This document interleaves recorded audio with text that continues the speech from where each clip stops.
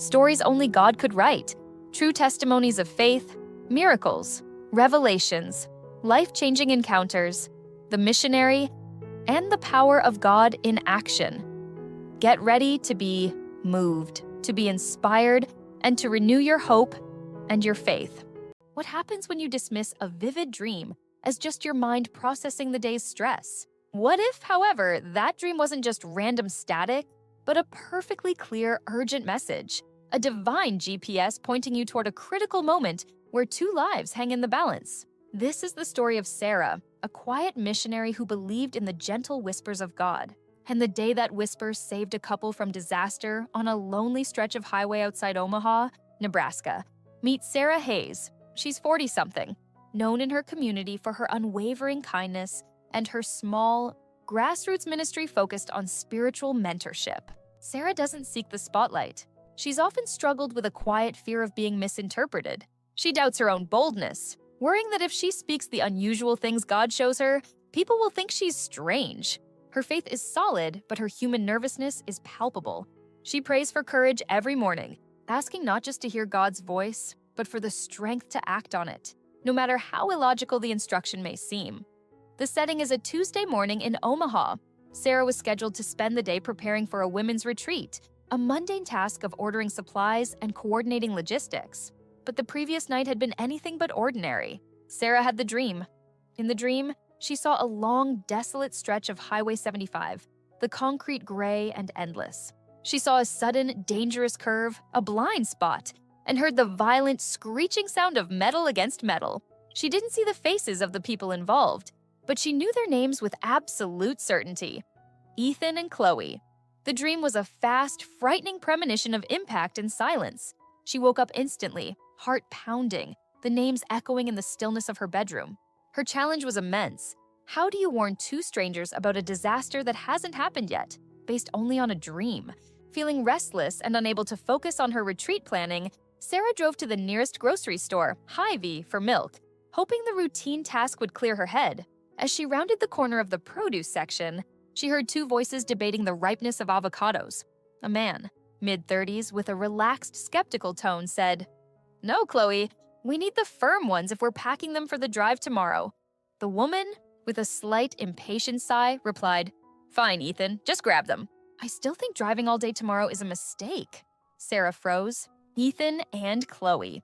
The names from the dream, spoken with perfect clarity, discussing a drive scheduled for tomorrow. The conviction that God had led her to this exact aisle, this exact moment, hit her with the force of an actual physical push. Every nerve ending screamed, "This is them! Go talk to them!" Fear, heavy and suffocating, rose in her throat. What would they think? They'll call security. They'll think I'm crazy. She paused, her hand gripping the edge of the grocery cart, and whispered a desperate prayer. "God, please give me the courage, and give them the sign they need to believe me." Taking a deep, trembling breath, Sarah abandoned her cart and walked directly toward the couple. "Excuse me," she began, her voice shaking slightly but steady. Ethan turned, annoyance clear on his face. Chloe looked impatient. "Can we help you?" Ethan asked defensively. "My name is Sarah," she said. "I know this sounds unbelievable, but I believe I was meant to find you." "You're planning a trip tomorrow, aren't you?" A long drive, Ethan's eyes narrowed. "Look, lady, we don't buy magazines here. Get lost." He reached for Chloe's hand, ready to pull her away. Sarah knew this was her only chance. She had to bypass the logic and go straight to the undeniable truth that only God could have shown her. She focused entirely on Chloe. "Chloe, I need you to listen to me," Sarah pleaded, tears welling in her eyes. "I know you don't know me, but I had a dream about you and Ethan last night. A dream about a crash on the highway tomorrow. And I know the only reason you're going to hear me is because of your daughter." Chloe stopped pulling away. Her face, seconds ago impatient, turned chalk white with shock. Sarah continued, her voice now firm with the power of revelation. "You left it at home, didn't you? Your favorite gold chain. The one you always wear. The one with the little girl's image on it, engraved with your daughter's name. That necklace. I saw it, Chloe. It's safe at home. But you need to know this. God showed me the necklace because he wants you to believe I'm telling the truth. You cannot take that drive tomorrow." Chloe stood motionless, avocados tumbling from Ethan's grasp, their conversation forgotten. She stared at Sarah, her breath caught in her throat. The necklace, a personalized gift from her mother bearing the name of her late daughter, the one thing she never took off, was indeed sitting on her bedside table. How could this stranger possibly know that intimate, forgotten detail? The silence in the produce aisle was absolute, leaving Ethan and Chloe suspended between disbelief and dawning, terrifying belief. The sheer terror in Chloe's eyes was the only confirmation Sarah needed. Ethan, initially defensive, saw the genuine, paralyzing shock in his wife and stepped back. He realized this wasn't a scam or a joke. This was something terrifyingly real. "The necklace," Chloe finally whispered, her voice cracking. "It's the only time in 5 years I haven't worn it." Who are you?" Sarah didn't press them for belief. She simply explained the dream. The gray highway, the blind curve, the sound of the crash. With quiet conviction, she explained that she was a missionary and this was an assignment straight from God. She didn't demand they cancel the trip. She simply delivered the warning and the undeniable sign. Ethan and Chloe left the store in a daze. The drive home to their Omaha apartment was silent, the air thick with tension and doubt. Ethan, a pragmatic financial analyst, tried to rationalize it. A lucky guess, a bizarre coincidence.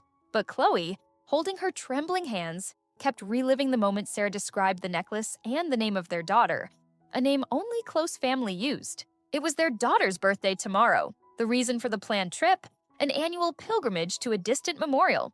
The dream had targeted their most vulnerable, most sacred memory. That night, the stress broke. Ethan tried to dismiss it, suggesting they just leave earlier, take a different route. Chloe was furious. "You didn't see her face, Ethan? She was terrified for us. We are not going. Not tomorrow. Not ever. If we don't figure out why God is speaking to us this way." The argument was painful, fueled by suppressed grief over their daughter. The warning about the highway had triggered a much deeper underlying crisis in their faith and marriage. Late that evening, Chloe went to her bedside table and put on the necklace. She held the small engraved image and wept, finally acknowledging the fear that had kept them driving away from their grief every year. Ethan found her there. He didn't argue. He saw the necklace, he remembered the dream, and he finally faced the truth. They had been saved. They called the hotel and canceled the trip. The following morning, the day they were meant to be on Highway 75, was silent and heavy. As Ethan watched the local news over coffee, a breaking report flashed on the screen. A tragic accident involving 2 vehicles on a blind curve of Highway 75, just outside of Nebraska City.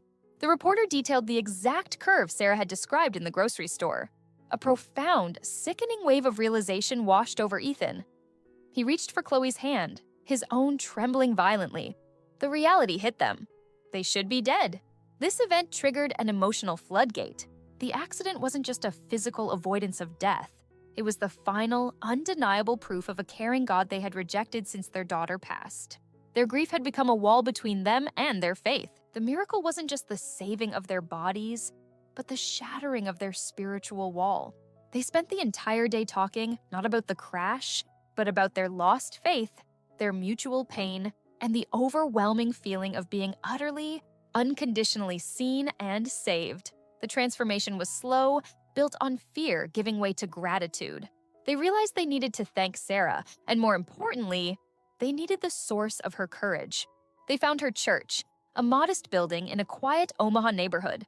Their first visit was nervous, but when Sarah saw them, her face lit up with a joy that was itself a testament. She didn't seek credit. She simply wept with relief. Ethan and Chloe began attending weekly. They started praying together again, something they hadn't done since before their daughter's illness. Their marriage, once frayed by silent, shared pain, began to heal through shared faith. One Sunday, after the service, Chloe pulled Sarah aside. She was radiant, wearing the gold necklace. "Sarah, you saved our lives," she said simply. "But God did more than that. He saved my marriage. And He gave me the strength to look at this necklace, not with pain, but with hope." Then, Chloe shared the big revelation.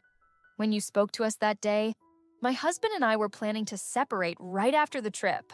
Our marriage was over. We didn't know how to grieve together, so we were going to grieve apart. But when you spoke that name and described the necklace, the one thing that links us to our greatest pain and greatest love, God made us realize the highway we needed to avoid wasn't the one in Nebraska.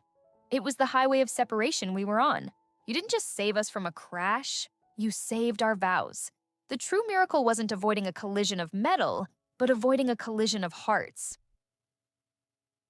The truth that their trip was meant to be their final journey as a couple, their quiet, desperate escape from a failed marriage, redefined the miracle for everyone. It meant that God's intervention was not just about saving two bodies from death, but saving two souls from isolation and a family from total collapse. Eliza listened to Chloe's confession about the planned separation with awe. "Chloe, Ethan," she said, tears streaming down her face. "The noise I heard in the dream wasn't just the metal crashing. It was the sound of your hearts breaking. God sent me to stop that crash." The revelation was a powerful turning point for Sarah herself. Her fear of being misunderstood vanished, replaced by the certainty that obedience to the divine voice, no matter how strange, is the most powerful act of love. She realized her struggle with boldness was over. Ethan, the skeptic, felt the weight of that truth most profoundly. He realized that his pragmatism had almost cost him everything, his life and his wife. He stood before Sarah and Chloe, his eyes red, and said, "I spent years thinking I was too smart for faith, but there is no rational explanation for what you knew, Sarah. And there is no greater feeling than realizing you've been loved enough to be snatched back from two different kinds of death." Their healing was palpable. They committed fully to the church and to rebuilding their life on a foundation of faith. The necklace, once a symbol of private grief, became a symbol of public salvation and the enduring link to their daughter. Now seen as their guardian angel, Ethan and Chloe became active members of Sarah's congregation, their story a living sermon of redemption. Ethan, the financial analyst, started volunteering his skills to manage the church's finances, bringing professional order to the small ministry. Chloe started a support group for grieving parents, using her experience to help others find hope after loss. They often returned to the theme of the two crashes. They realized that the physical crash on Highway 75 was a devastating symbol of the spiritual and marital crash they were already experiencing. They transformed their grief over their daughter into a mission to honor her memory by saving their own lives and their marriage. A year later, Sarah, Ethan, and Chloe stood together on a lookout point near the dangerous curve of Highway 75. The curve that had been the site of a fatal accident on the day they were supposed to travel. The road was quiet beneath them. They held hands, not in fear, but in solemn gratitude. "That curve isn't just a place of danger anymore," Ethan said, looking down at the highway. "It's the place where we finally turned our lives around. The place where God drew a line in the sand and said, 'You stop here. I have a better road for you.'" The real miracle wasn't the avoidance of a crash, but the courage of one missionaria to speak an impossible truth and the willingness of a broken castle to listen, finding their way back to love, faith, and life. What divine warning are you hearing right now that you need the courage to obey? Remember to like this video, subscribe to the channel, and hit the notification bell so you don't miss the next powerful story of faith and transformation.